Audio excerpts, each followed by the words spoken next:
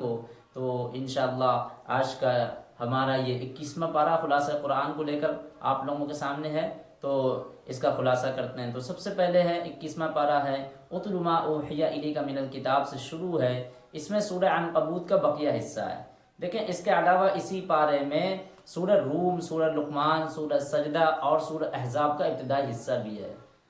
اس پارے کی ابتدائی آیتوں میں اللہ تعالیٰ نے رسول اللہ صلی اللہ علیہ وسلم اور مومنوں کو قرآن پڑھنے، اس میں غور و فکر کرنے، لوگوں تک اس کا پیغام پہنچانے کا حکم دیا ہے. ساتھ ہی نماز قائم کرنے کا بھی حکم دیا ہے. اقامت الصلاۃ سے مراد یہاں یہ ہے کہ نماز ایسی ہو جس سے اللہ کی رضا مقصود ہو. یعنی آپ لوگوں کے سامنے وہ آیت پڑھی جاتا ہے نا، ان الصلاۃ تنہی عن الفحشاء والمنکر، کہ بے شک نماز جو ہے بے حیائیوں سے اور بری باتوں سے روکتی ہے. تو آج میں آپ لوگوں کے سامنے اسی ایک بات کو لے کر کے آپ لوگوں کے سامنے ڈسکس کرتا ہوں، کیونکہ یہ بات لمبی ہوگی تھوڑی سی. اس کو میں اور تھوڑی سی گہرائی میں جانا چاہتا ہوں کہ ہمارے اندر جب یہ سوال پیدا ہوتا ہے کہ قرآن کہتا ہے اتل ما اوحی الیک من ان الصلاۃ تنہی عن الفحشاء والمنکر، کہ بے شک نماز تو ہمیں برائیوں سے روکتی ہے، بے حیائیوں سے روکتی ہے، گندگیوں سے روکتی ہے، باطل سے روکتی ہے، اور وہ ناجائز چیزوں سے روکتی ہے. لیکن ایسی کیا وجہ ہے کہ ہم یہاں نماز بھی پڑھ رہے ہوتے ہیں، اور جناب ہم تو ادھر صفوں میں 5 ٹائم کی ہماری نماز بھی ہو رہی ہوتی ہے، اذانیں بھی ہو رہے ہوتے ہیں، ہمارے چہرے پر داڑھی بھی ہو رہی ہوتی ہے، ہمارے چہرے پر سنت رسول بھی زندہ ہے. لیکن ایسی کیا وجہ ہے کہ ہم وہی بے حیائی میں، مکاری میں، دغابازی میں، فریب کاری میں، دجل و فریب میں، ایک دوسرے لوگوں کو دھوکہ دینے میں ہم بہت آگے رہتے ہیں. ایسی کیا وجہ ہے؟ تو ایسی کیا نماز ہے کہ بے شک یہ نماز جو ہے بے حیائیوں سے روکتی ہے، برائیوں سے روکتی ہے. تو انہی چیزوں کے اوپر آج تھوڑی سی مختصر سی بات عرض کر دوں آپ لوگوں کے سامنے. یہ سوال ہم لوگوں کے عام آدمیوں کے بہت ذہنوں میں آتا ہے کہ قرآن کہتا ہے، رب العزت کہتے ہیں کہ نماز تو ہمیں بے حیائیوں سے روکتی ہے، لیکن ہم ادھر نماز بھی پڑھ رہے ہیں اور ادھر ہم ان سب کاموں کو بھی انجام دے رہے ہوتے ہیں. اس سے کیا اس آیت کے اوپر وہ ہمارے اثر تھوڑے سے پڑتے ہیں. تو پہلی بات خوب اچھی سے سمجھ لیجئے کہ قرآن سراسر حق ہے اور سراسر یہ بلا ریب ہے، اس میں کوئی شک و شبہ نہیں ہے. اور حقیقت یہی ہے، ہماری نماز آج ہوتی نماز کیسی ہے؟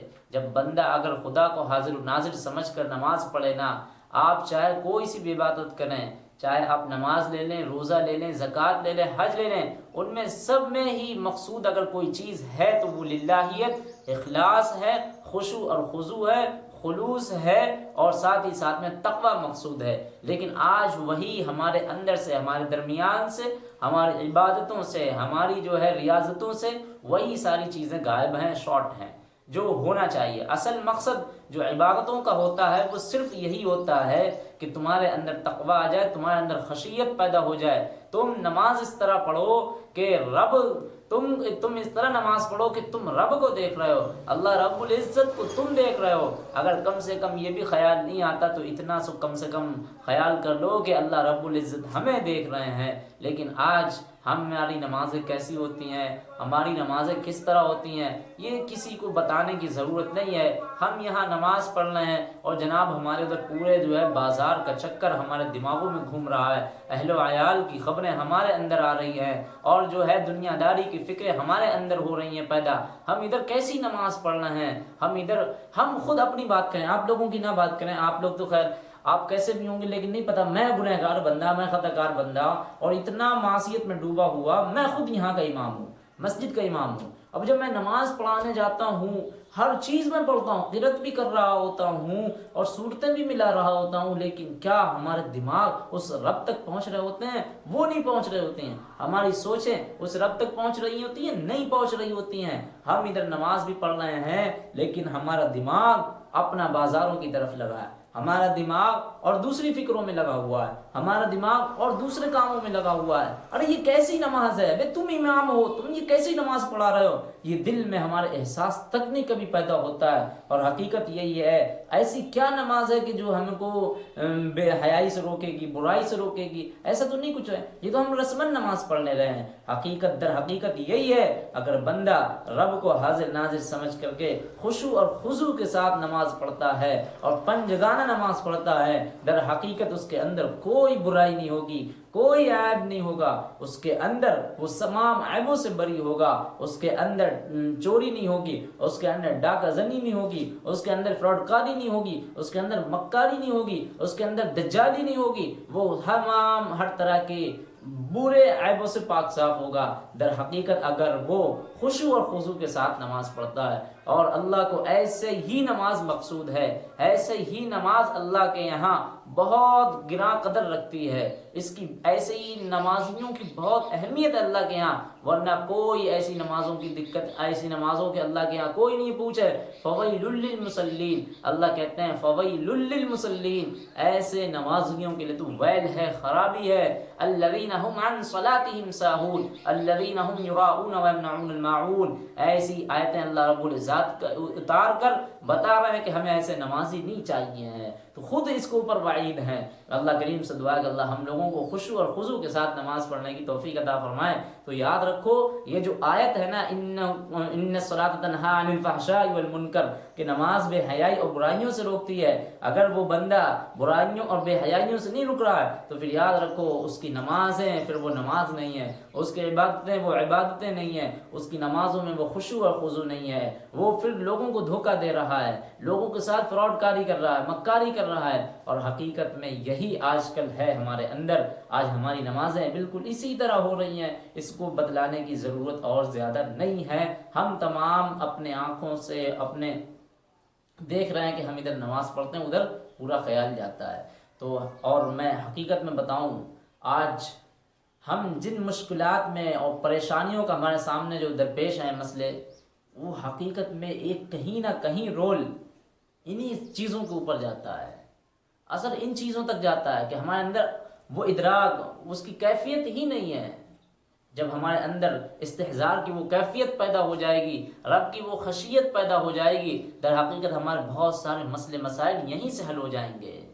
اب دیکھیں نا، صحابہ کرام کی زندگیوں کو میں نے اٹھایا اور میں نے پڑھا کہ یار وہ 2 رکعت نفل نماز پڑھتے ہیں اور ادھر دعا مانگتے ہیں، اپنی حاجت روائی پوری کروا لیتے ہیں، اپنی جو ہے ضرورتیں پوری کروا لیتے ہیں، پریشانیوں کو اللہ سے ہٹا لیتے ہیں، ادھر ہاتھ اٹھاتے ہیں، ادھر والے ہاتھ اٹھاتے ہیں اور ادھر رب کے حضور رونا روتے ہیں، گڑ گڑانا شروع کرتے ہیں، 2 رکعت نماز پڑھی ہے اور رب کے سامنے اپنی حالت روائی پیش کرتے ہیں، اے رب کریم ہمارے سامنے یہ مشکل ہے، اے رب کریم ہمارے سامنے یہ مسئلہ درپیش ہے۔ ادھر رب العزت ان کے اس مسائل سے ان کو نجات دے دیتا ہے، مسائل سے ان کو رہا کر دیتا ہے۔ لیکن آج ہم کتنی دعائیں مانگ رہے ہیں، آج ہم کتنا گڑ گڑا رہے ہیں، ہر طرح سے ہم رو رہے ہیں، گڑ گڑا رہے ہیں، 1-2 گھنٹے بھی ہم ایسی نمازیں پڑھ کر کے بھی، لیکن کوئی اوپر سے ہمارے فیصلے ہی نہیں ہو رہے ہیں۔ کہیں نہ کہیں یہ فالٹ ہمارے اندر ہے، کہیں نہ کہیں ہماری عبادتیں خراب ہیں۔ اللہ کریم ہم لوگوں کو خشوع اور خضوع کے ساتھ نماز پڑھنے کی توفیق عطا فرمائے۔ میں آپ لوگوں کو ایک واقعہ سنا دوں، حضرت علی صحابہ کرام کے دور کے دیکھیں نمازیں کس طرح نمازیں ہوتی تھیں، کیسے وہ اول ان کے اندر استحضار کی کیفیت پیدا ہوتی تھی۔ حضرت علی رضی اللہ عنہ بڑے بہادر ہیں، لیکن کیا ہے کہ جنگ میں لڑتے لڑتے تیر گھس جاتا ہے، ران میں تیر پیوست ہو جاتا ہے، لیکن ایسے میں صحابہ کرام ان کے اس تیر کو نکالنا چاہتے ہیں تو لیکن وہ تیر نہیں نکل سکتا ہے، درد اتنا ہوتا ہے کہ وہ تیر کو ہاتھ تک نہیں کوئی لگانے دیتے ہیں کہ اگر وہ تیر نہ نکالا جائے تو وہ اس کا خون زہر آلود بن کر کے پورے ران میں پورے جسم میں پیوست ہو سکتا ہے بر وقت اگر اس تیر کو نہ نکالا گیا۔ لیکن صحابہ کرام کو جب وہ زبردستی نکالتے تو نہیں نکالنے دیتے، تو حضرت صحابہ کرام جو ادھر مشورہ کرتے کہ حضرت علی رضی اللہ عنہ جب نماز کے لیے نیت باندھ دیں، نفلیں پڑھنا شروع کر دیں تو ہم اس وقت میں تیر نکال لیں گے۔ اللہ اکبر، کیسے وہ لوگ تھے یار، کیسے ان کے اندر وہ کیفیت تھی، کیسے ان کے اندر وہ اللہ کی خشیت تھی کہ ادھر رب کے حضور کھڑے ہوتے ہیں اور ادھر سے وہ تیر پکڑ کر کے کھینچ لیتے ہیں اور ان کو کوئی احساس بھی نہیں ہوتا ہے، کوئی ذرا سی جنبش بھی نہیں آتی ہے، ذرا سی پاؤں میں لرزراہٹ بھی نہیں آتی ہے، اور اللہ اکبر اتنا بڑا تیر بھی نکل جاتا ہے۔ اور جب نماز پڑھ کر کے فارغ ہوتے ہیں دیکھتے ہیں اپنے آس پاس انہی لوگوں کو جو تیر کی بات کر رہے تھے، کہہ رہے تم تیر نکال لیا؟ نہیں، تیر تو میں نے نکال لیا ہے، اللہ اکبر، تیر نکال لیا، مجھے تو احساس بھی نہیں ہوا، میں نماز پڑھ رہا تھا اللہ کے حضور میں، ایسی کیفیت میں غش میں تاری میں پڑ گیا تھا کہ مجھے پتہ بھی نہیں تم نے تیر نکال لیا۔ ایسے وہ لوگ تھے، کیسے کیسے لوگ اللہ صحابہ کرام کیسے کیسے تھے کہ ایسی نماز پڑھتے ہیں، اس طرح خدا کو یاد کرتے ہیں اور ان کی اس طرح ڈوب جاتے ہیں ان کی یاد میں کہ دنیا ما فیہا سے بھی بے خبر ہو جاتے ہیں۔ آج ہماری نمازیں کیسی ہیں؟ آج ہم نماز پڑھتے ہیں جناب، اب کوئی چھوٹا سا تنکا بھی اگر ہمارے اوپر کنکڑی بھی گر پڑتی ہے تو ہم اس کو فوراً ذہن اس کی طرف ہے، نہیں کچھ ہے، کبھی ادھر کھجلی، کبھی ادھر کھجلی، کبھی ادھر کپڑے، کبھی ادھر سمیٹے، کبھی ادھر کرا، ارے پتہ ہی نہیں لگتا ہے کہ یار یہ نماز ہو رہی کیا ہو رہا ہے۔ ایسی نمازیں ہیں ہماری، ہم خود امام ہیں، رکوع کر رہا تو ادھر کپڑا ایسا کر کے پھیلایا، ادھر پیچھے والا اپنا دامن ادھر ٹھیک کرا، ادھر اپنے آستین ٹھیک کرے اور گلا ادھر خ خ خ ادھر گھڑگڑایا۔ کیسی نماز ہے؟ مچھر آ جائے ذرا سا کاٹ لے تو ہلنا ڈلنا کیا، پریشان ہونا شروع ہو جاتے ہیں، کھجانا شروع ہو جاتے ہیں اور وہاں تیر نکال لیے جاتے ہیں۔ ایسی نمازیں ہوتی ہیں۔ خدا کی قسم اگر ہماری عبادتیں اس طرح کی ہو جائیں تو پھر وہ دن بھی دور نہیں ہے جو صحابہ کرام والے دن ہمارے لیے بھی ہو جائیں گے۔ آپ کو بتاؤں، ایک شخص امام ابو حنیفہ کے پاس آیا اور کہنے لگا کہ میں بہت عرصہ ہو گیا ہے کہ میں نے اپنا کچھ مال جو ہے نا کسی جگہ دفن کیا تھا اور اب وہ جگہ یاد نہیں آ رہی، تو کوئی تدبیر ایسی بتائیے امام صاحب۔ تو امام صاحب نے فرمایا کہ یار یہ کوئی فقہ کا تو مسئلہ ہے نہیں، کوئی مسئلہ تو ہے نہیں یہ فقہ کا، نہ ہی کوئی ہمارا مسئلہ ہے۔ تو پھر بھی امام صاحب نے البتہ کہہ دیا کہ چلو تدبیر بتاتا ہوں، جاؤ گھر جاؤ، آج ساری رات نماز پڑھو، آج ساری رات نماز پڑھو، امید ہے کہ انشاءاللہ وہ جگہ تمہیں یاد آ جائے۔ وہ شخص چلا جاتا ہے اور ابھی کھڑا ہوتا ہے، چوتھائی رات بھی نہیں گزری ہوتی ہے کہ اسے وہ جگہ یاد آ جاتی ہے۔ اس نے جا کر کے امام ابو حنیفہ کو بتایا تو انہوں نے کہا مجھے خیال یہی تھا، مجھے یہی امید تھی کہ شیطان تمہیں ساری رات نماز پڑھنے سے روک دے گا۔ بتاؤ، امام ابو حنیفہ تک کو پتا تھا کہ اس کو وہ جگہ نہیں یاد آ رہی، چلو جاؤ تم نماز پڑھو جا کر کے، تمہیں وہ جگہ یاد آ جائے گی۔ اول کہ شیطان جو ہے چاہتا ہی نہیں ہے، شیطان چاہتا ہی نہیں ہے کہ تم رب کے حضور تمہارا کنیکشن ہو جائے، رب سے تمہاری باتیں ہو جائے، نہیں، وہ بیچ میں آ کر کے وہ کنیکشن ہمارا کاٹ دیتا ہے، جس سے ہم کو جو ہے نا اور بھی مصیبتیں سامنا کرنا پڑ جاتا ہے۔ اب میں بعد میں آپ لوگوں کے سامنے 21ویں پارے کا خلاصہ رکھوں گا، کیونکہ یہ بات بڑی لمبی ہو گئی ہے اور وقت بھی زیادہ ہو رہا ہے، تو میں پھر آپ لوگوں کے سامنے کبھی 21ویں پارے کا خلاصہ رکھوں گا۔ یہ چھوٹی سی بات تھی، ان الصلاۃ تنہی عن الفحشاء والمنکر ولذکر اللہ اکبر، اس کی جو ہے تھوڑی سی میں نے جو ہے تشریح کری ہے اور خوب اچھی طریقے سے سمجھانے کی کوشش کری ہے۔ اللہ کریم سے دعا ہے کہ اللہ تعالی ہم لوگوں کو ہماری عبادتوں میں خشوع اور خضوع پیدا فرمائے، آمین۔ اور اللہ رب العزت ہم لوگوں کو برائی سے بھی بچنے کی توفیق عطا فرمائے، آمین۔ اور ہر طرح کے گناہوں سے، معصیتوں سے بچنے کی توفیق عطا فرمائے، آمین۔